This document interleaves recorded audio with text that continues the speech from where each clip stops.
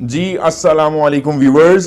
Class 9 unit 9 के बारे में आज बात करेंगे जिसका नाम है ऑल इज नॉट लॉस्ट। इसका मतलब है सब कुछ जाया नहीं होता, मतलब इंसान अगर कोशिश करे तो क्या नहीं हो सकता। बूंद बूंद से दरिया भर जाता है।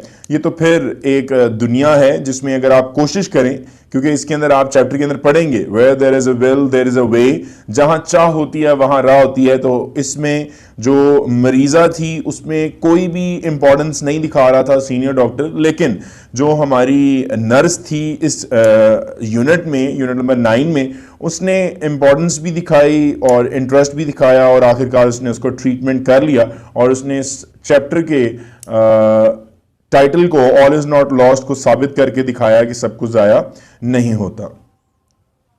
और अब बात करते हैं इसकी ग्लॉसरी की। सबसे इंपॉर्टेंट चीज इसमें मैं आपको बता दूं कि ये बोर्ड पॉइंट ऑफ व्यू से रिक्रूट, चाहे वो कोई भी बोर्ड हो, उसके अंदर ये वर्ड्स आपके बहुत रोनुमा होते हैं। बहुत जबरदस्त किस्म की इनके अंदर से एमसीक्यूज बना के दिए जा सकते हैं। जो बच्चे कहते हैं जी रिव्यू हमसे तैयार नहीं हुई और रिव्यू तैयार कर लेते हैं और उसके बाद वो ग्लॉसरीज पर इंपॉर्टेंस नहीं देते। सो for your kind information, I am just letting you know that for all board ये हमारे important MCQs हैं, तो इनको जरा आप मार्क कर लीजिएगा। So let's talk about the first word of glossary, which is neurology. If you are just feeling the difficulty in speaking that word, you just have to break the words. अगर आपको बोलने में problem आती है तो आपको लफ्जों को तोड़ना आना चाहिए। जैसे मैंने बोला है न्यूरोलॉजी, तो इसका मतलब होता है study of nerves and nerve cells. अगर हम सिर्फ बात करें तो इसको एसाब भी कहते हैं, और अगर हम नर्व सेल्स की बात करें तो एसाबी खुलिये भी कह सकते हैं। डिवेस्टेटिंग बहुत इंपॉर्टेंट वर्ड है, बोर्ड में आ जाता है, और इसको आप कहेंगे शॉकिंग। डिवेस्टेटिंग का मतलब होता है खतरनाक या ऐसी चीज जिससे इंसान हैरान कुन हो जाए। तो इसमें फर्स्ट पैराग्राफ में लिखा हुआ है कि जी बहुत ज्यादा डिवेस्टेटिंग एक्सीडेंट से अगर लोग सेहतयाब होते हुए उसको नजर आए नर्स को, तो वो कितनी खुशकिस्मत अपने आप को फील करेगी। तो यहां पर वहां पर ये वर्ड यूज होता है डिवेस्टेटिंग, जिसे कहते हैं शॉकिंग। आगे लिखा हुआ है जी न्यूरॉन्स। न्यूरॉन्स कहते हैं नर्व सेल्स को, ठीक है। इन्हें भी असाब कहा जाता है और एसाबी खुलिये कहा जाता है।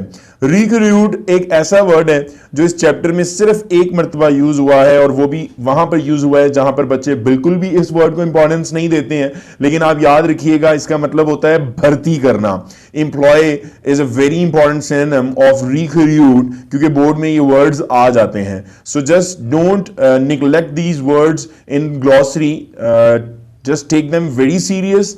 आपको बहुत ज्यादा सीरियस लेने की जरूरत है इन वर्ड्स को, क्योंकि यही वर्ड्स आपके एमसीक्यूज में आते हैं। जैसे कि मैंने आप लोगों के साथ पेपर शेयर किया हुआ है क्लास 9 का, जो कि 2023 में आया है, तो आप उसमें भी देख सकते हैं कि ग्लॉसरी में से कितने ज्यादा एमसीक्यूज आते हैं। तो आगे लिखा हुआ है जी, चलिए पहले इसको डिस्कस कर लेते हैं। रिक्रूट का मतलब होता है भर्ती करना, रखना, इंग्लिश में कहते हैं एम्प्लॉय। पॉपिंग इन उभरने को कहते हैं। सवाल उभर रहे थे जब वो बिस्तर के साथ खड़ी हुई थी, जब वो ट्रेनिंग सेशन से वापस आती है तो पॉपिंग इन हर माइंड, उसके सवाल उभर रहे होते थे दिमाग में, तो ये वहां से वर्ड लिया है उन्होंने। पॉपिंग इन का मतलब होता है उभरना, जो इंग्लिश में लिखा हुआ है appearing.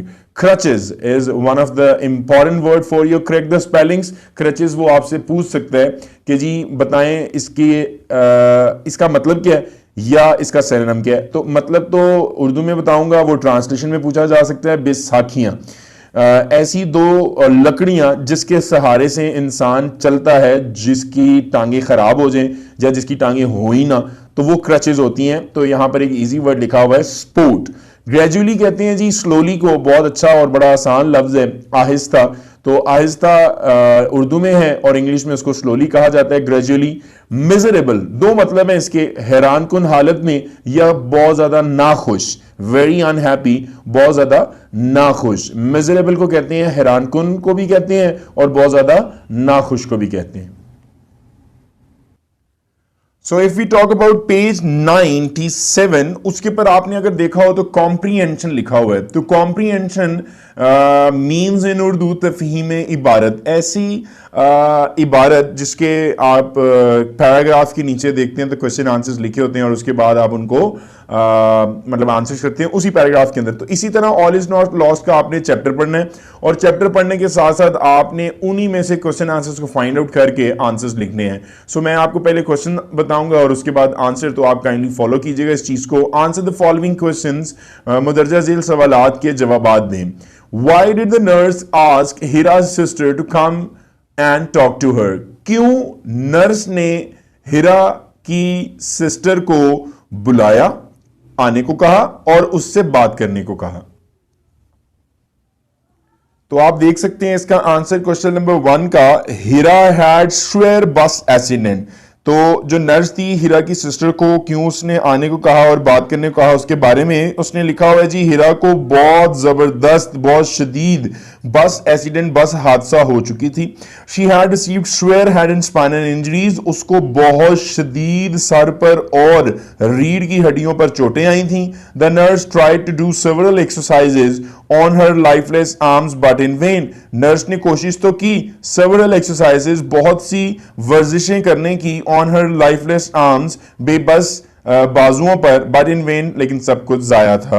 She made her younger sister to come and talk to her, उसने उसकी नौजवान मतलब छोटी बहन को बुलाया और बात करने को कहा। थिंकिंग दैट, ये सोचते हुए, her voice might activate her sisters nearly dead neurons in brain, ये सोचते हुए कि उसकी आवाज हो सकता है, उसकी बहन की आवाज को सुनते ही उसके तकरीबन डेड न्यूरॉन्स, मुर्दा असाब और दिमाग को एक्टिवेट, चला सके, हरकत में ला सके, चुस्त कर सके। So if we talk about question number 2, why did nurse disagree with the doctor's point of view?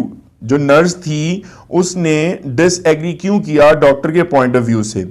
Nurse ने डिसएग्री क्यों किया डॉक्टर के पॉइंट ऑफ व्यू से, मतलब नर्स रजामंद क्यों नहीं थी कि डॉक्टर्स कहते थे हमें इसमें कोई आस नहीं रह गई है, अब ये नहीं रह सकती है, अब इस दुनिया में इसका कोई काम नहीं है, ये हम इस अब जो है ये इसके बाद मरेगी, हमें इसमें कोई उम्मीद नहीं, मतलब इस तरह की लाइफलेस और जो है बेबुनियाद सी उन्होंने कमेंट्स पास की। तो इस तरह के पॉइंट ऑफ व्यू से डॉक्टर के नर्स डिसएग्री क्यों थी? The nurse did not agree with the doctors point of view, जो नर्स थी वो इसलिए डॉक्टर्स के पॉइंट ऑफ व्यू से एग्री नहीं थी कि Hira was a hopeless case, ये एक नाउमीदी वाला मामला था, and would never walk again in life, और अपनी जिंदगी में कभी नहीं चल सकती। Thinking that it was unwise to leave a patient unattended, तो ये सोचते हुए नर्स कि ये तो अक्लमंदी कहीं की भी नहीं है कि मैं मरीजा को अपनी बगैर देखभाल किए हुए छोड़ दूं। लाइफ इज वेरी प्रीशियस, जिंदगी बहुत कीमती होती है, तो इसको जरूर मेरी मरीजा को एक मौका देने की जरूरत थी। तो अगर हम थर्ड क्वेश्चन की बात करें, थोड़ा सा क्वेश्चन लेंथी है, काइंडली फोकस कीजिएगा, आप पेन डाउन जो जरूर किया करें, चीजों को मायने वगैरह आपको बताए जाते हैं तो क्वेश्चन समझ में आ जाता है। जब क्वेश्चन समझ में आता है तब ही आपको आंसर भी लिखना और बताना आसान हो सकता है। Why did the nurse ask herself the question? Nurse ने अपने आप से खुद से सवाल क्यों किया, क्या मैं वर्थ वाइल कर रही हूं, क्या मैं जो कर रही हूं उसकी कोई कीमत है, कि मैं अपोज भी कर रही हूं डॉक्टरों के और उनसे लड़ भी रही हूं, जो भी उन्होंने सीनियर ने और क्वालिफाइड सर्जन्स ने डिसीजन ले लिया है मैं उसके खिलाफ भी जा रही हूं और लड़ भी रही हूं, तो क्या जो मैं कर रही हूं वो वर्थ वाइल है? The patient was a hopeless case in the eyes of the surgeons. ये जो मरीजा का केस था, कभी भी ना चलने वाले, कभी ना चलना, तो वो कह रहे थे कि जी ये नाउमीदी वाला मामला, ये कभी नहीं चल सकती, सर्जन्स ने कह दिया था। And they wanted to get bed cleared off other patients, तो उन्होंने कहा था कि ये जो बिस्तर है मरीजा का इसको जरा क्लियर करें। अब हम इसके अंदर बेड जो है वो आप क्लियर करें दूसरे मरीजों के लिए, अब हम इसको मजीद इस बिस्तर पर बर्दाश्त नहीं करेंगे। The nurse requested the senior doctors to let her stay in the ICU, तो जो नर्स थी उन्होंने रिक्वेस्ट किया कि यार सीनियर डॉक्टर्स को कि प्लीज़ इसको आईसीयू में रहने दें and allow her to tend to the patient, और उसने इजाज़त भी ली कि मैं इस मरीज़ा की क्या देखभाल कर सकती हूँ। हर रिक्वेस्ट वॉज कंसीडर्ड टू, लेकिन उसकी जो सिफारिश थी यहाँ तक के मंजूर कर ली थी। मतलब ये जो कंसीडर्ड है ये आपका फर्स्ट ईयर के अंदर वर्ड आता है और ये बहुत इंपॉर्टेंट है। सॉरी फॉर डिस्टॉर्शन, ये थोड़ा सा पेज आपका हिल गया। तो कंसीडर्ड मतलब उन्होंने ना उनकी जो नर्स की सिफारिश थी उसको कबूल कर लिया। She had risked her career for a hopeless case, लेकिन जो नर्स ने अपना करियर जो था वो खतरे में डाल दिया था एक होपलेस केस पर, नाउमीदी वाले मामले पर। She also thought it would not be worthwhile to boss the senior surgeons. उसने ये भी सोचा कि नहीं, शायद मैं अगर इनके खिलाफ जा रही हूं सीनियर सर्जन्स के तो ये शायद वर्थवाइल ना हो। If the patient could not walk, अगर मरीजा ना चल सकी अपने पांव पर तो शायद मैं ये ठीक नहीं कर रही हूं। क्वेश्चन नंबर 4 की बात कर लें। Describe some qualities of the nurse in the story. कुछ खुसूसियात, खूबियां बताएं नर्स की जो इस कहानी में आपने पढ़ी हैं। वो जी beginner in the profession of nursing थी, मतलब वो उसका आगाज था इसी पेशे में जो नर्सिंग का पेशा था। She is working in the ICU, वो एक आईसीयू न्यूरोलॉजी वाले काम मतलब डिपार्टमेंट में, वार्ड में काम कर रही थी।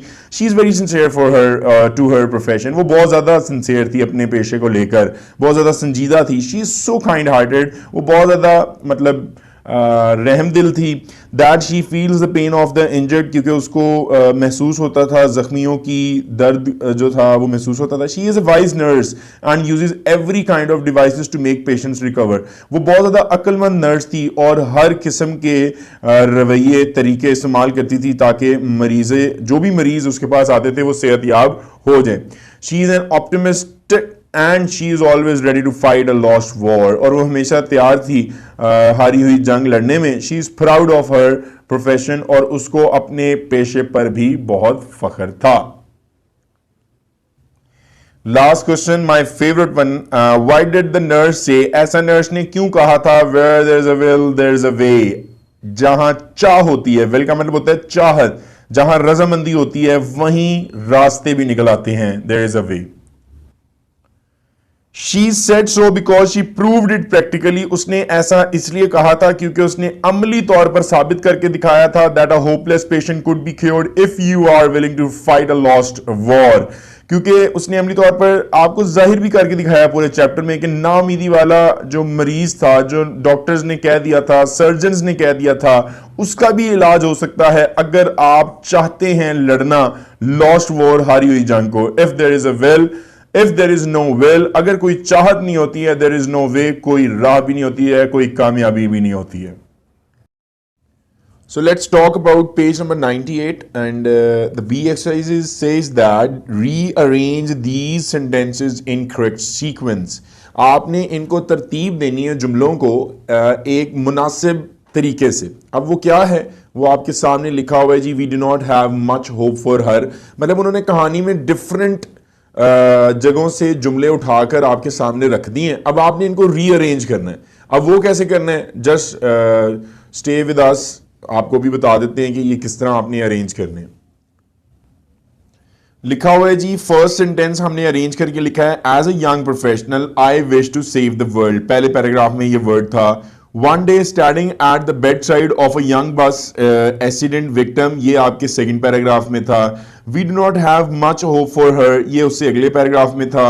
The advice to leave the patient unattended did not seem right, ये आपके सेकंड पैराग्राफ की फर्स्ट लाइन में था, मतलब सेकंड पेज की। I could not leave my patient fighting a lost battle on her own, ये आपको अरेंज करके जुमले बताए जा रहे हैं।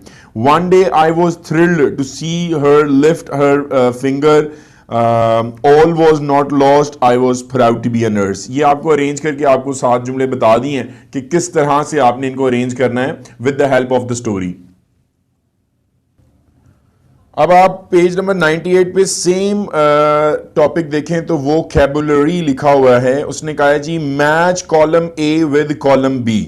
ठीक है जी, आपने ए को बी के साथ मैच करना है। तो हम ऐसे तो नहीं करेंगे, मैंने इसलिए न्यूमेरिकल वैल्यूज दे दी हैं कि आप बिसाइड का मतलब होता है के साथ, तो हम लिख देंगे जी at the side of, first का आंसर आपको बता दिया। इसी तरह आयरनिक है, आयरनिक का मतलब होता है कन्वेइंग ऑपोजिट सेंस, आप किसी को पहुंचा रहे हैं, मुनासिब तो नहीं है लेकिन ऐसी तंजिया किस्म की जो सूझबूझ है, एहसास दिला रहे हैं उसको। मेट अप, इसका मतलब होता है फैसला कर लेना, डिसाइडेड, मैं ट्रांसलेशन में आपको बहुत मरतबा बता चुका हूं इसका मतलब justify my stance, prove myself right, ठीक है, अपने मौकफ को जस्टिफाई करना, बताना, वजाहत करना, प्रूव माई सेल्फ राइट, अपने आप को खुद को दुरुस्त साबित करना। कुछ इस तरह भी आप सॉल्यूशन बनाकर लिख सकते हैं, कॉलम ए लिखकर, कॉलम बी लिखकर, बिसाइड लिखकर, उसके आगे जवाब देके, आयरनिक लिखकर, conveying opposite sense, made up लिखकर, decided, justify my stance, prove myself right. अगर हम बी पोर्शन की बात करें तो बी पोर्शन के अंदर उसने लिखा हुआ है कि identify the phrases and idioms in the unit and use them in sentences. आपने फ्रेजेस और इडियम्स यूनिट के अंदर, मतलब यूनिट 9 के अंदर जो दिए हैं उनको आपने आइडेंटिफाई करना है और उसके बाद आपने उनको जुमलों में इस्तेमाल करना है। जैसा कि आप अपनी स्क्रीन पर देख सकते हैं कि हमारे पास इडियम्स हमारी स्क्रीन पर शो हो रहे हैं। पहला इडियम है आ यंग प्रोफेशनल। तो आ यंग प्रोफेशनल को क्या कहते हैं जी? नौजवान पेशावर। Asad Shafiq is a young professional player. Asad Shafiq जो है वो एक नौजवान पेशावर खिलाड़ी है। With utter surprise I looked, utter surprise का मतलब होता है बड़ी हैरानगी से देखना, बड़ी हैरत से देखना।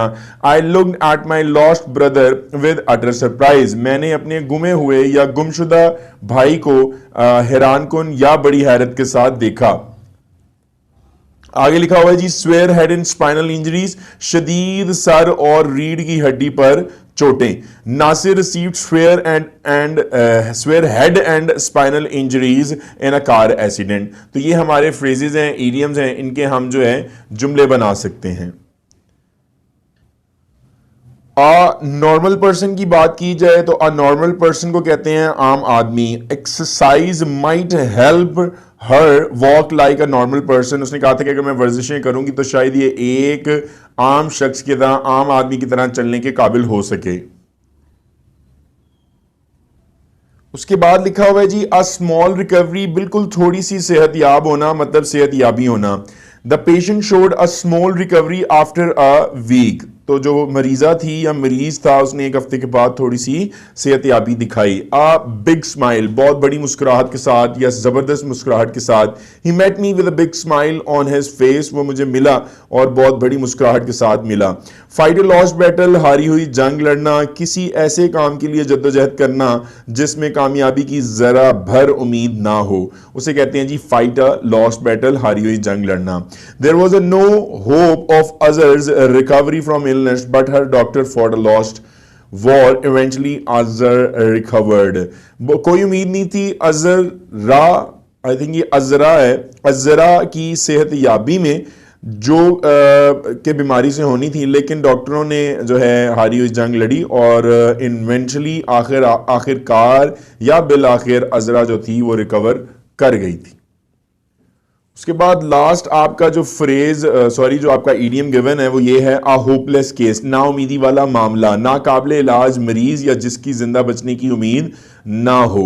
She is hopeless case according to the decision of the heart specialist, ये जो है ये एक होपलेस केस है, नाउमीदी वाला मामला है, किसके मुताबिक? जो कि उन्होंने हार्ट स्पेशलिस्ट ने फैसला कर लिया है, उनके मुताबिक ये जो है होपलेस केस बन चुका है। पेज 98 पर देखें तो एक्सरसाइज डी लिखी हुई है, use the following words in sentences first as verb and then as noun. जुमले तो आपने बनाने हैं लेकिन आपने पहले केयर को एज अ वर्ब जुमला बनाना है और फिर केयर को आपने एज अ नाउन जुमला बनाना है। जैसे कि आपके सामने एग्जांपल्स भी मौजूद हैं। First go straight then turn left, ठीक है, आपने अगर टर्न का जुमला देखा हो तो टर्न लेफ्ट मतलब बाएं की तरफ मुड़ो, ये वर्ब है, ठीक है, काम हो रहा है, अमल हो रहा है। It is my turn now, ये अब मेरी बारी है, ठीक है, यहां पर ये वर्ब नहीं as a noun turn use हो रहा है और यहां पर एज अ वर्ब यूज हो रहा था टर्न। पहले केयर की डिस्कशन कर लेते हैं। केयर का मतलब होता है निगहदाश्त करना, ख्याल रखना। She takes care of her children, तो यहां पर केयर जो है इस जुमले के अंदर एक वर्ब, एक काम की हैसियत से यहां पर इस्तेमाल हो रहा है।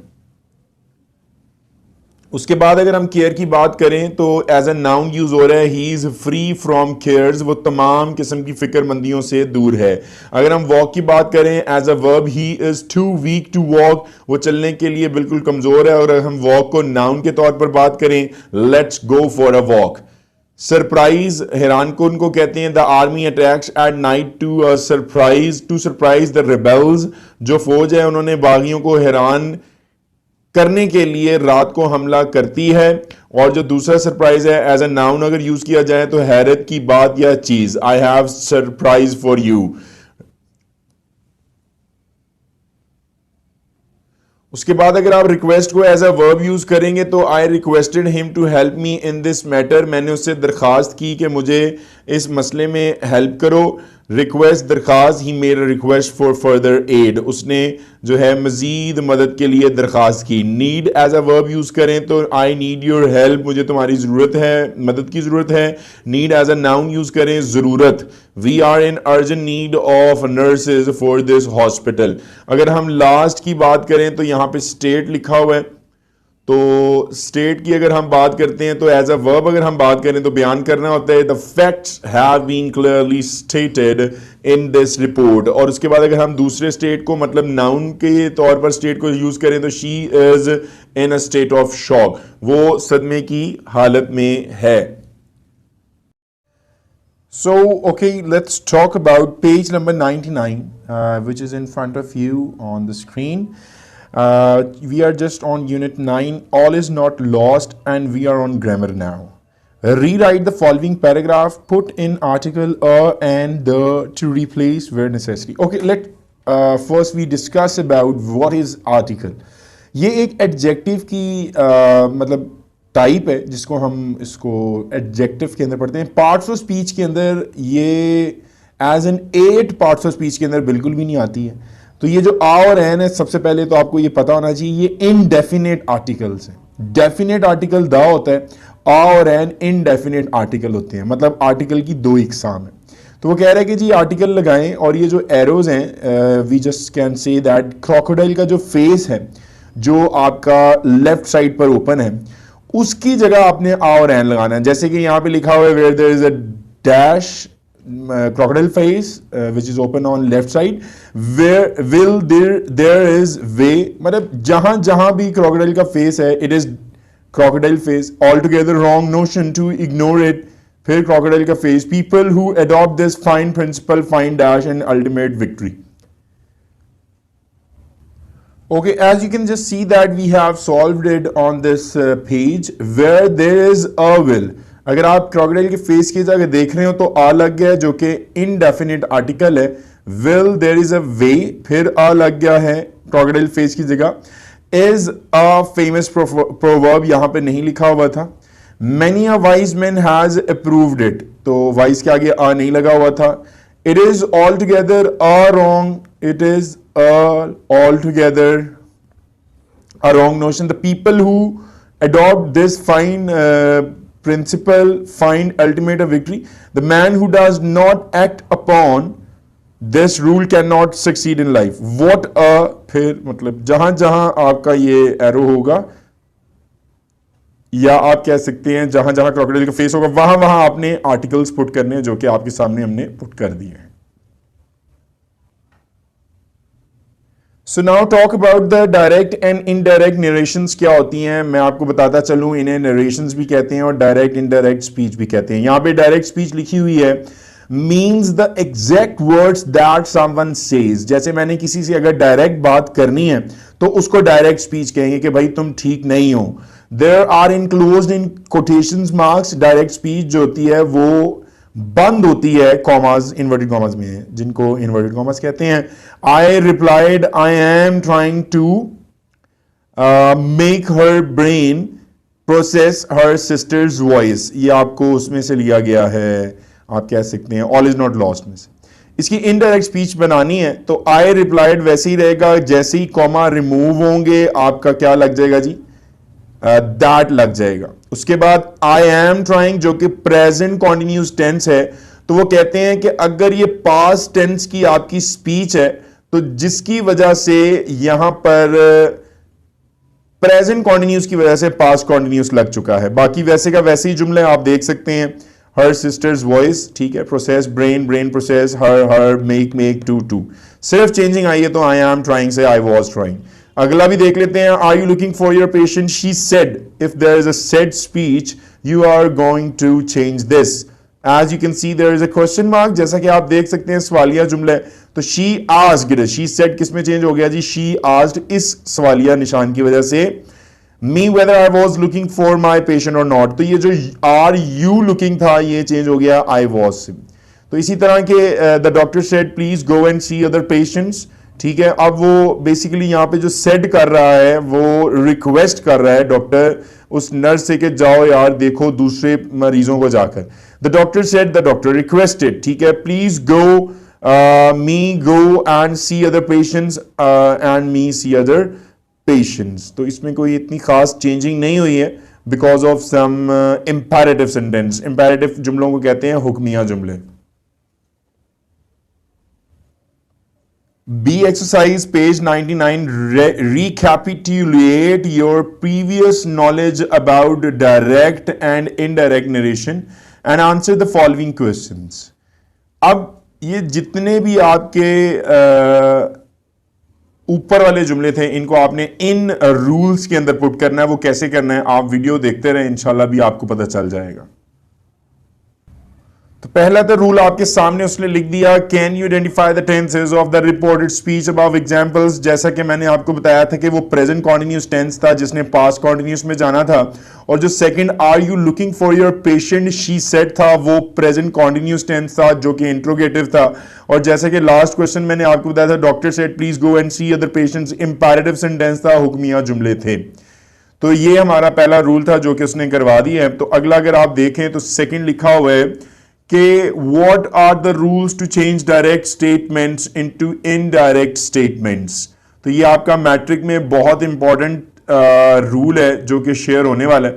तो इस पे आप अगर फोकस कर लेंगे 9 में तो 10th में आपके लिए बहुत इजी हो जाएगा और आप उन स्टूडेंट्स में शुमार होंगे जो बिल्कुल डम हेड की तरह नहीं देख रहे होंगे, जो कि नॉलेज लेकर बैठे होंगे नरेशंस की।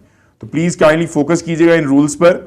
Rules for changing direct statements into indirect statements are in assertive sentences after removing inverted commas we place that। ये मैंने बताया था कि जैसे ही आप कॉमा रिमूव करेंगे तो आप that का वर्ड लगा देंगे। तो ये बड़ी इंपॉर्टेंट चीज है जो आपको पता होनी चाहिए। उसके बाद लिखा हुआ है बिफोर रिपोर्टेड स्पीच आपने लिखना है।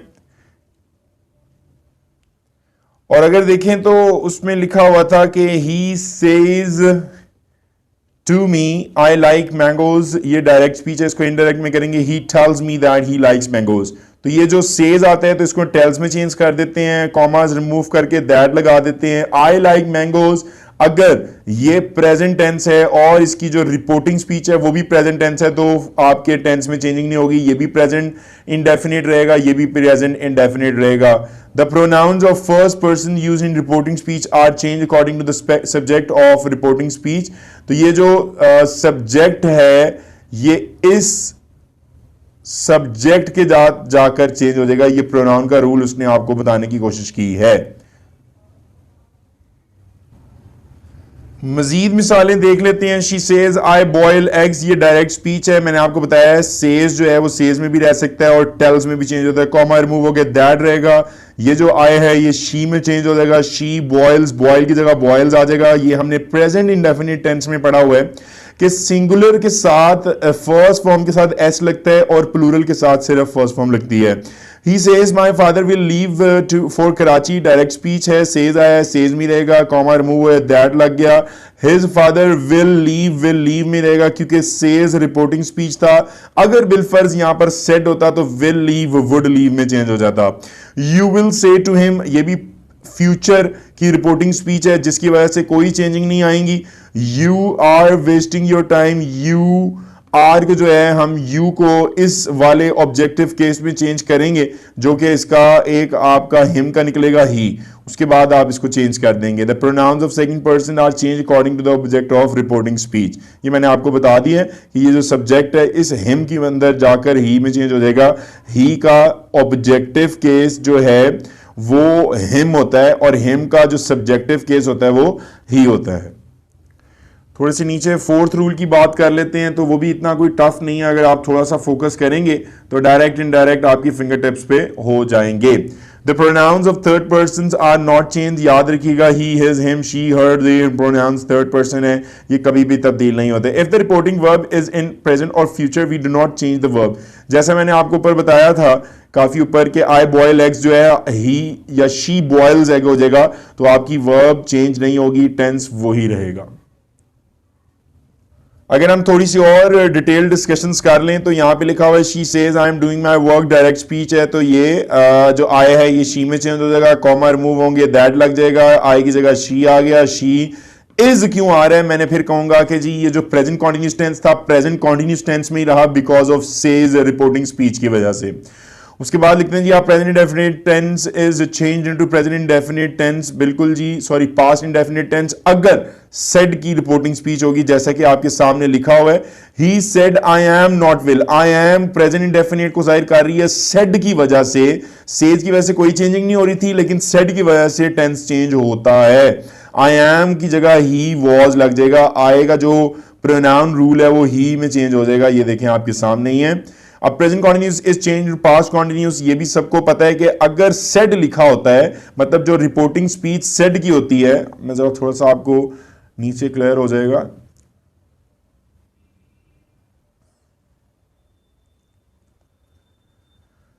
इसको हम अभी लास्ट में क्लियर कर रहे थे कि ये जो पास्ट की अगर रिपोर्टिंग स्पीच आ जाती है तो ये जो प्रेजेंट इंडेफिनिट है ये पास्ट इंडेफिनिट में चेंज हो जाएगा। वो कह रहा है कॉन्टिन्यूस पास्ट कॉन्टिन्यूस कैसे होगा जी, ये जो अगर रिपोर्टिंग स्पीच सेड की आ जाएगी तो आई एम वर्किंग जो है ही वॉज वर्किंग में कैसे चेंज होगा। पहली तो बात है ये जो आई है ये ही में प्रोनाउन का रूल लग रहा है, जैसे कि हमने ही लिख दी है, और was working am working was working में क्यों चेंज हो गया, क्योंकि रिपोर्टिंग स्पीच सेड का है।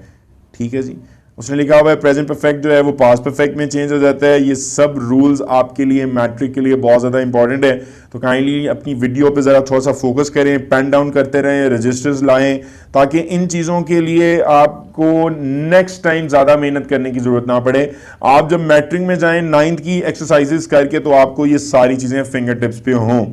अब present perfect is change into past perfect, Azam said I have return the books, ये डायरेक्ट स्पीच है, सेड की वजह से ये टोल्ड में हो गया, और ये जो आई का रूल है ये आजम की जगह ही में चला जाएगा। He had return, have return present perfect था, ही हैड जो था वो पास्ट परफेक्ट में चेंज हो गया।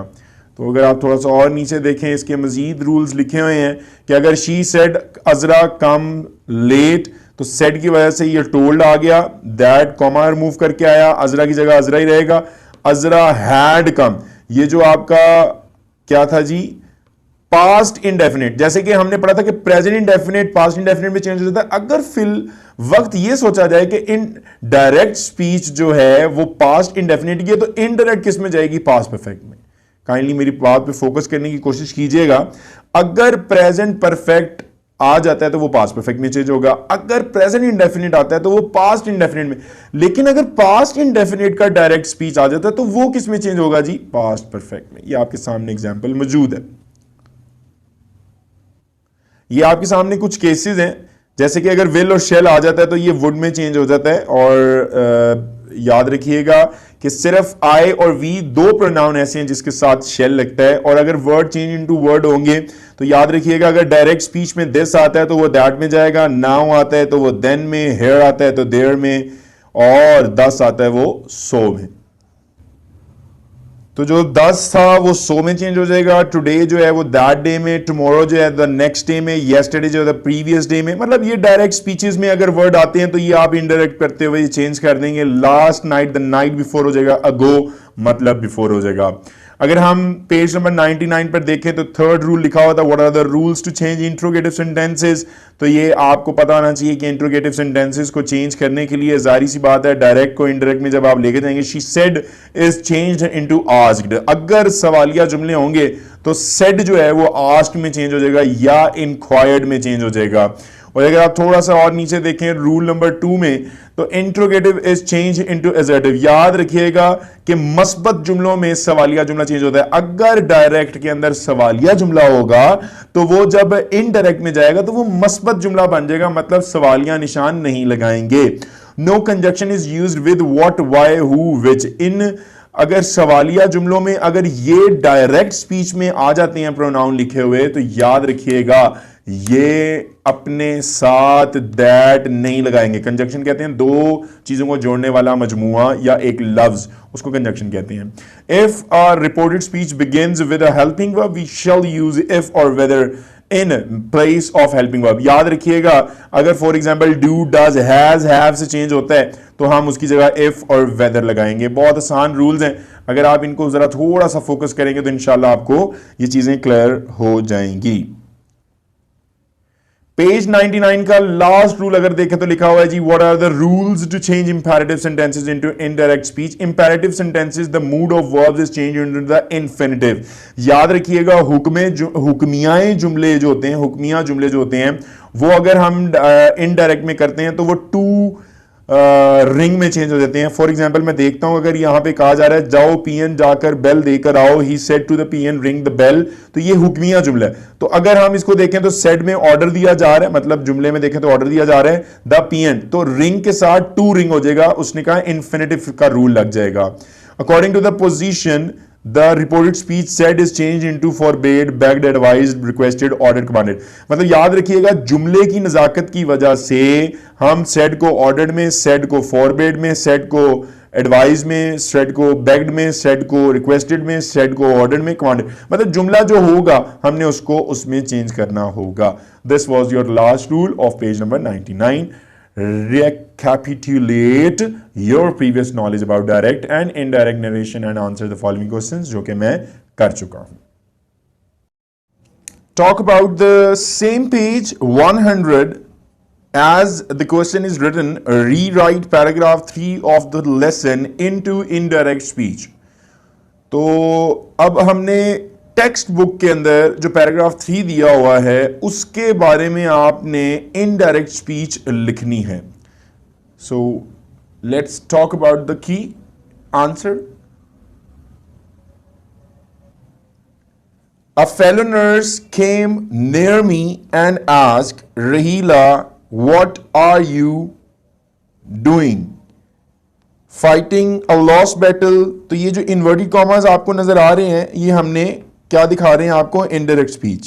I was shocked at first to hear a colleague making a hopeless comment. Then I replied, I am trying to make her brain process her sister's voice. Also, I am doing my best to ensure that her arms, legs get proper exercise. This might help her walk like a normal person. Meanwhile, a senior doctor on duty walked in. He gave me an ironic smile and said, if you spend most of your duty hours on one patient, then we will have to recruit more nurses to attend other patients. Please go and see other patients. We do not have much hope for her. I don't think that she can ever walk again. तो इसमें आप देख सकते हैं कि answer सामने ही आपके मौजूद है कि हमने जितने भी डायरेक्ट स्पीच है उसको इनडायरेक्ट में कन्वर्ट करना है। क्वेश्चन था rewrite paragraph 3 of the unit in the indirect speech. तो अब हम वो जो आपका टेक्स्ट बुक का पैराग्राफ था उसको हम इनडायरेक्ट में करने लगे हैं, क्योंकि जो टेक्स्ट बुक का था वो डायरेक्ट में था। A fellow nurse came near me and asked what I was doing। मतलब पहले लिखा हुआ था कि what are you doing, तो अब हमने उसको चेंज कर दिया I was doing। She asked if I was fighting a lost battle, तो वहां पे लिखा हुआ था I was shocked at first to hear a colleague making a hopeless comment. Then I replied that I was trying to, ठीक है, तो वहां पे लिखा हुआ था I am, तो हमने अब कर दिया I was trying to। तो इसी तरह ये हमने सारा पैराग्राफ जैसे कि I was doing लिखा हुआ है तो यहां पर I am doing लिखा हुआ था, तो जो डायरेक्ट पैराग्राफ है उसको हमने इनडायरेक्ट में कर दिया है। That might help her like a normal person. Meanwhile, a senior doctor on duty walked in. He gave me an ironic smile and told me if I spent, तो यहां पर जो told me लिखा हुआ है तो उसको अगर हम देखें तो tell को उन्होंने told में चेंज कर दिया है। If you can just focus on the this whole word, if you spend, तो वहां पर क्या था, he gave me an ironic smile and said, तो said को हमने told में चेंज कर दिया, spend को spent में चेंज कर दिया. So these were the indirect quotations. He requested me not to go and see other patients. They did not have much hope. तो यहां पे अगर हम पैराग्राफ पे देखें तो डू नॉट लिखा हुआ था, तो अब हमने इसको डिड नॉट कर दिया है. फिर लास्ट में दोबारा से आई डोंट थिंक लिखा था, तो ही डिड नॉट थिंक कर दिया. मतलब डायरेक्ट स्पीच को हमने इनडायरेक्ट में चेंज कर दिया है. तो दे डिड नॉट से, अगर हम एक लाइन और थोड़ा सा नीचे आए तो वो था कि वी डू नॉट हैव, तो यहां पे हो गया दे डिड नॉट हैव, और वहां पे लिखा हुआ था I don't think that she can ever walk again. उन्होंने जो डोंट था डायरेक्ट को इनडायरेक्ट में चेंज किया, डिड नॉट कर दिया, मतलब डू नॉट को डिड नॉट कर दिया. अब पेज 100 पर डी एक्सरसाइज गिवन है, वो कह रहा है जी change the narration of the following sentences. He said to him what are you doing, sorry reading. He said you have made a mistake. She said do not waste your time. मतलब इन तमाम direct narrations जो कि direct speech है, इनको indirect में change करना है.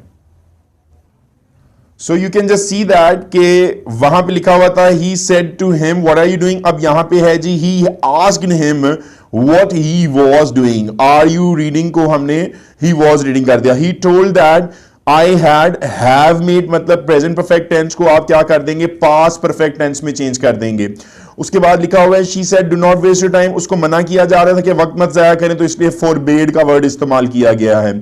फिर will you watch her drama, तो विल मैंने आपको बताया था कि विल हो या शैल हो, वो वुड या शुड में चेंज हो जाएगा, बाकी फर्स्ट फॉर्म वैसी रहेगी. उसके बाद लिखा हुआ है she said to her sister please listen to me, तो she requested her sister to listen to her. तो ये चीजें चेंजिंग्स हमने कर दी हैं, आपके सामने ही है. तो इंशाल्लाह आपको उम्मीद है कि समझ में आ गया होगा.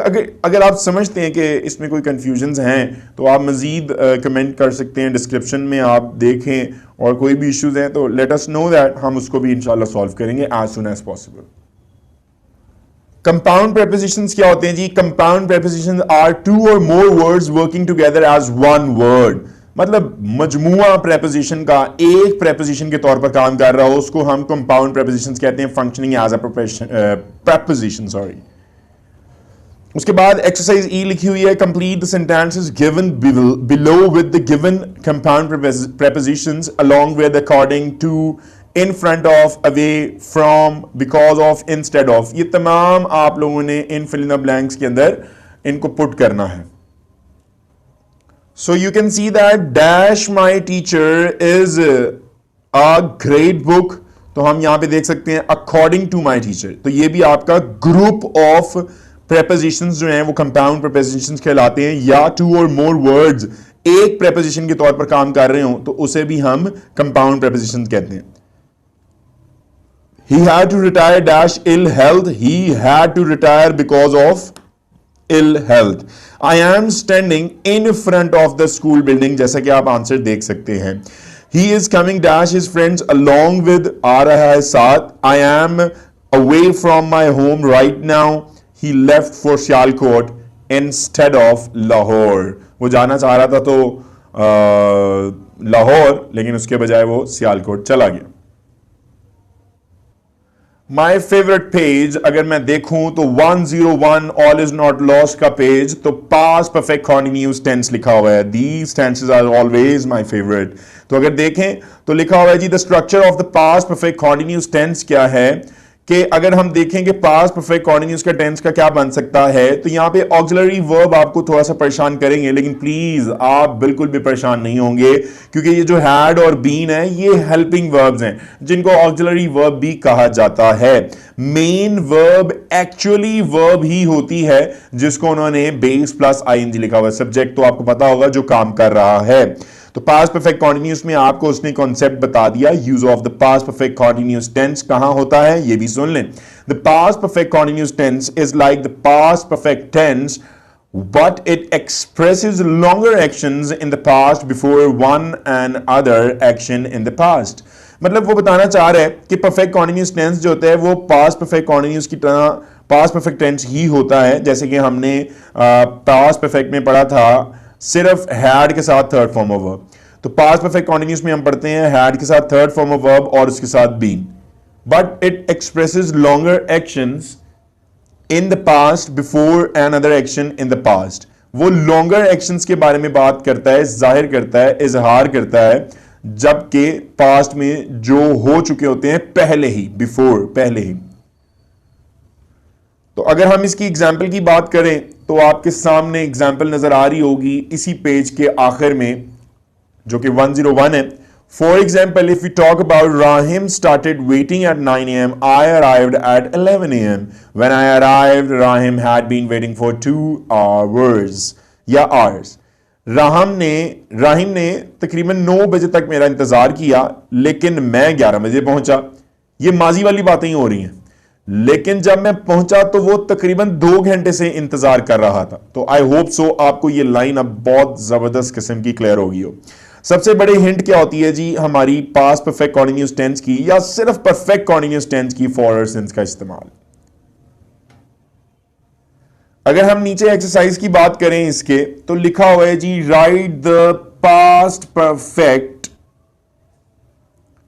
Continuous form verb in brackets. उसने कहा है जी आपने पास्ट कॉन्टिन्यूअस वर्ब को इस्तेमाल करना है अपने इन 5 सेंटेंसेस में। I hope that screen is more clear and more accurate, आपको नजर आ रही होगी बिल्कुल सीधी। Any illusions are not disappeared. Yes, now it is perfect. Write the past perfect continuous form of verb in the brackets. आपने देखा होगा कि ब्रैकेट्स में लिखा हुआ है, तो इसमें आपने क्या करना है जी, आपने इनको चेंज करना है पास्ट परफेक्ट कॉन्टिन्यूअस टेंस में।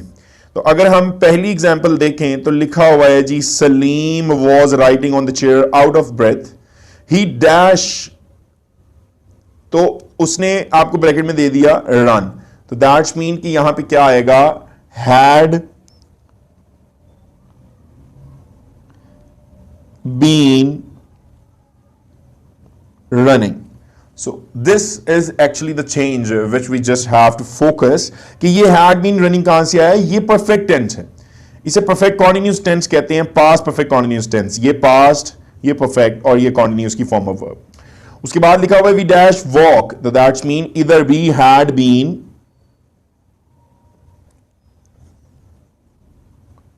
वॉकिंग आएगा। तो we had been walking along the road for 20 minutes when I stopped and the driver offered us a lift.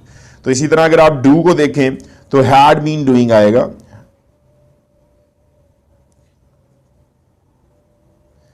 ठीक है जी। उसके बाद they dash take exercise since morning, तो इसलिए इसके साथ भी had been, चाहे सिंगुलर हो चाहे प्लूरल हो, आपका had ही लगेगा जी। उसके बाद द पेशेंट क्राई, तो इसका मतलब हैड बीन क्राइंग। तो बहुत इजी होता है अगर आप लोग कॉन्सेप्ट्स को सीख लें। तो आपका पेज, अगर हम 101 की लास्ट पोर्शन की बात करें तो लिखा हुआ है make 5 sentences using past perfect continuous tense and convert these sentences into negative and interrogative. So we were on page 101 and as we have just read this question from the book textbook, make 5 sentences using past perfect continuous tense and convert them into negative and interrogative sentences. As you can see कि हमारे सामने 4 और अगले page पर 5वां जुमला है और ये मस्बत जुमले हैं। और कौन से मस्बत जुमले हैं जी, पास्ट परफेक्ट कॉन्टिन्यूअस टेंस की। I had been waiting for you since noon, तो ये जो had been लगा हुआ है और ये जो waiting लगा हुआ है प्लूरल के साथ, ज्यादा के साथ, तो दैट्स मीन कि ये कौन है, पास्ट परफेक्ट कॉन्टिन्यूअस टेंस है। अगर ही के साथ भी had been dealing लगा हुआ है दैट्स मीन कि ये सिंगुलर हो या प्लूरल हो, मतलब ज्यादा हो। दे के साथ भी देख लें अगर आपने had been running लगा हुआ है, तो दैट्स मीन कि ये दोनों चीजों के साथ, मतलब प्लूरल और सिंगुलर के साथ had been running, had been raining, had been dealing, had been waiting लगा हो, तो इसको हम पास्ट परफेक्ट कॉन्टिन्यूअस के पॉजिटिव सेंटेंस कहते हैं। So this one is the 5th sentence. Dogs had been barking since night.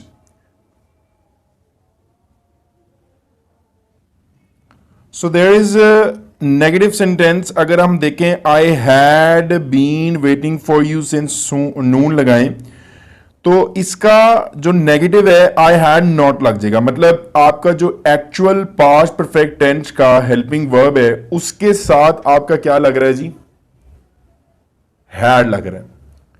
तो I had not been waiting for you since noon, अगर एग्जैक्ट टाइम बताया हुआ है तो पास्ट परफेक्ट कॉन्टिन्यूस टेंस में आप देख सकते हैं सिंस लगा हुआ। He had not been dealing in rice for 2 years. हमें नहीं पता 2 साल कौन से हैं इसलिए हमने 4 लगाया। तो स्पेसिफिक टाइम के साथ जो है सिंस लगता है और स्पेसिफिक टाइम ना हो तो उसके साथ 4 लगता है। He had not been, ये नेगेटिव जुमला है जी। He had been dealing in rice का नेगेटिव जुमला बनता है he had not been. It had not been raining since morning, exact time बताया हुआ है, स्पेसिफिक टाइम बताया हुआ है जिसकी वजह से सिंस लग रहा है तो इसलिए it had not been raining हो जाएगा। तो इट हैड नॉट बीन मतलब नेगेटिव को शो कर रहा है। दे हैड नॉट बीन फिर नेगेटिव को शो कर रहा है। Running for 2 hours, we just don't know which 2 hours, so that is why we are just putting 4। Dogs had not been barking since night, हमें पता चल रहा है स्पेसिफिक टाइम बताया हुआ है इसलिए हम सिंस लगा रहे हैं क्योंकि नाइट है। और डॉग्स हैड नॉट बीन बता रहा है कि यह मनफी जुमला है। इंट्रोगेटिव सेंटेंस की बात करें तो had I been waiting for you since morning, जो आपका एक्चुअल हेल्पिंग वर्ब है उसको आपने पहले लगाना है, उसके बाद आपने सब्जेक्ट लगाना है, फिर बीन लगाना है और उसके बाद form of verb plus ING लगानी है। तो इसी तरह ये इंट्रोगेटिव सेंटेंस का कॉन्सेप्ट क्लियर होगा और had I been waiting for you since morning हो जाएगा। इसी तरह दोबारा से सेकंड जुमला देख लें तो हैड मतलब helping verb, actual helping verb जो पास्ट टेंस का है वो हैड है और फिर सब्जेक्ट लगा हुआ है। बीन जो है वो परफेक्ट कॉन्टिन्यूस को शो कर रहा है और ये फॉर्म ऑफ वर्ब भी कॉन्टिन्यूस को शो कर रही है। तो हैड ही बीन डीलिंग मतलब पहले हैड फिर सब्जेक्ट फिर बीन फिर फॉर्म ऑफ वर्ब फिर आईएनजी। तो ये आपका रूल है, कॉन्सेप्ट है जो आपको बताया जा रहा है। Had it been raining since morning, had they been running for 2 hours, had dogs been barking since night. तो अगर आप देखें सब में हैड पहले लगा हुआ है, आई ही इट दे डॉग्स, डॉग्स यहां पे सब्जेक्ट है और ये भी सारे सब्जेक्ट हैं, फिर आपका बीन लगा हुआ है, फिर आपकी फॉर्म ऑफ वर्ब लगी हुई है। ये अगर आप कॉन्सेप्ट याद कर लें तो इंट्रोगेटिव सेंटेंस आपको मुश्किल नहीं लगेगा। So the last page of All is Not Lost Unit 9 102 is writing skills. आपके अंदर राइटिंग स्किल्स बहुत ज्यादा जरूरी हैं। इसके अंदर पहले तो रूल ऑफ लॉ ये आता है कि लिखने का पहला रूल क्या है, वही 5वीं क्लास, वही दूसरी क्लास, वही केजी, वही प्रेप, जिसके अंदर हमने 4 रूल्स 4 लाइंस रूल्स पढ़े थे कि आपने ग्रास लेटर्स कहां लिखने हैं, रूट लेटर्स कहां लिखने हैं और स्काई लेटर्स कहां लिखने। तो वो राइटिंग स्किल्स का पहला रूल था। अब वो रूल ये है कि आपने अपनी महारत दिखानी है अपनी तरफ से लिखकर। अब वो क्या है जी, write a summary of the story in your own words, retelling the nurse struggle. आपने जो है स्टोरी बतानी है, उसके अंदर राइटिंग स्किल्स दिखाने हैं आपने लिखना है, खुद से लिखना है और दोबारा से बताना है कि नर्स की क्या कोशिशें थी and how the problem was solved, और किस तरह मसला हल हुआ। उन्होंने कुछ आपको बुक के अंदर एक चीज थोड़ी सी बताई हुई है कि जी मेन इवेंट है, मेन इवेंट के बाद आपने बिगनिंग बतानी है, ठीक है, फिर टाइटल बताना है। तो जाहिर सी बात है टाइटल अगर आपको पता होगा तो फिर आपको मेन इवेंट पता चलेगा, बिगनिंग पता चलेगी और इवेंट पता चलेगा। इसी तरह यहां पर भी आपको जो है मेन इवेंट पता चलेगा, मिडल जो कि मतलब मिडल में क्या हुआ स्टोरी के अंदर, और उसके बाद आपको मेन इवेंट फिर से पता चलेगा। टाइटल के बाद जब आप एंडिंग करेंगे तो आपके एंडिंग के भी 3 रूल्स हैं जो कि उसने बिल्कुल आपके सामने शो किए हुए हैं और वो आपके बिल्कुल स्क्रीन पर अब बिल्कुल नजर आ रही है कि मेन इवेंट को आपने मद्देनजर रखते हुए एंडिंग भी करनी है। So let's start the answer of this question, writing skills. So as you can see on the screen के राइटिंग स्किल्स का एक जो समरी हमने लिखनी है राइटिंग स्किल्स को मद्देनजर रखते हुए वो आपके सामने है। It was the beginning of the profession of a young nurse, she worked in the ICU of neurology ward of a hospital. ये आपने बिगनिंग की है, आपने बताया है कि वो एक प्रोफेशनल नर्स थी शुरू आगाज से ही और आईसीयू न्यूरोलॉजी वार्ड अस्पताल के काम करती थी। और जैसा कि वो यंग प्रोफेशनल थी, वो चाहती थी कि मैं सारे इंजर्ड पर्सन्स को उनकी जिंदगियों को बचाऊं। One day a young girl and accident victim Hira was brought into the hospital. एक दिन क्या हुआ कि नौजवान लड़की को, जो कि एक हादसा थी, शिकार थी हादसे का, वो हिरा जो थी उसको लेकर आया गया अस्पताल। She had received severe head and spinal injuries, the nurse try to do several exercises. अब ये मजमुआ बताया जा रहा है, समरी बताई जा रही है ताकि आपको क्लियरेंस हो कि उस चैप्टर में एक्चुअल बात क्या हो रही थी ऑन वर्डिंग के अंदर। The nurse tried to do several exercise, उसकी बेजान बाजुओं पर वो सब कुछ बेसूद थी, बेकार थी। The patient was hopeless case in the eyes of senior surgeon and they wanted to get the bed cleared for other patient. जो मरीजा थी वो एक नाउमीदी वाला सीनियर सर्जन की आंखों में एक नाउमीदी वाला मामला थी, जो कि वो चाहते थे कि ये जो बेड है, ये जो बिस्तर है, दूसरे मरीजों के लिए खाली कर दिया जाए। The nurse requested, senior doctor से उसने रिक्वेस्ट की काइंडली इसको आईसीयू में रहने दें और अलाउ करने दें मुझे इस पेशेंट्स को भी और इस खास मरीजा को भी। हर रिक्वेस्ट वॉज कंसीडर्ड, तस्लीम कर ली गई। शी कॉन्टिन्यूड, उसने जारी रखा उस मरीजा पर काम करना सब्र के साथ। एंड केप्ट डूइंग, और एक्सरसाइजेज उस पर करती रही, एक्सरसाइजेज उस पर करती रही। And her sincere efforts and strong determination save the patient from being crippled, और उसकी जो बहुत अच्छी कोशिशें थी, मजबूत इरादा था, उसकी जान बचा गई मरीजा की, जिसको माजूर जिंदगी पर मजबूर किया जा रहा था जीने पर। She started walking on her own feet, और उस माजूर जिंदगी से उसको बचाया गया और उसने अपने पाँव पर दोबारा से चलना शुरू कर दिया। This was actually the summary and the last portion of the page 102. Page 103, the last page of this chapter, write a personal narrative. अपना एक आपने जो है मस्बत नरेटिव बताना है। Focus on the following points, आपने इन पॉइंट्स को मद्देनजर रखते हुए नरेटिव बताना है। Include choice of time period in your life, include clear statements of personality trait, traits कहते हैं खसूसियात को। At that time, include significant details and an as incident, जो कि एक वाक़या को कहते हैं, to portray personality. After narrative revise, आप अपने जितने भी नरेटिव हैं उनको रिवाइज करने के बाद edit according to the checklist given below, आपने फिर एडिशन भी करनी है इन चीज़ों को जो कि चेकलिस्ट में आपके सामने नीचे दिए हुए हैं। Have I chosen only the most interesting events in my life, जो मैंने सबसे ज़िंदगी में दिलचस्प वाक़यात, मौक़ों को देखा, चॉइस किया, मुंतखब किया, वो बताना है। Do I have enough interesting story about these events? Have I organized the events in a chronological order? Have I kept conversational tone in the first person? Do I have a strong satisfying conclusion? Have I checked the spellings and punctuation? जब आप एक personal narrative लिख लेंगे तो ये सारी चीज़ों को देखना है, मतलब जब आपने लिख लिया तो फिर इस चीज़ों को आपने नोटिस करना है। चेकलिस्ट जो कि उन्होंने आपको बुक के लास्ट पेज पे दी हुई है, तो फिर आपको समझ में आ जाएगा कि आपका पैराग्राफ या जो भी आपने पर्सनल नरेटिव लिखा है वो सही है। So by this question we just have done our unit 9, और उम्मीद करता हूं कि आपको unit 9 all is not lost की तमाम एक्सरसाइज जो है क्लियर हो चुकी होगी। Thank you so much. Next video will be सून। आपने जो कि यूनिट 10 की देखनी है, ड्रग एडिक्शन की। अल्लाह हाफिज।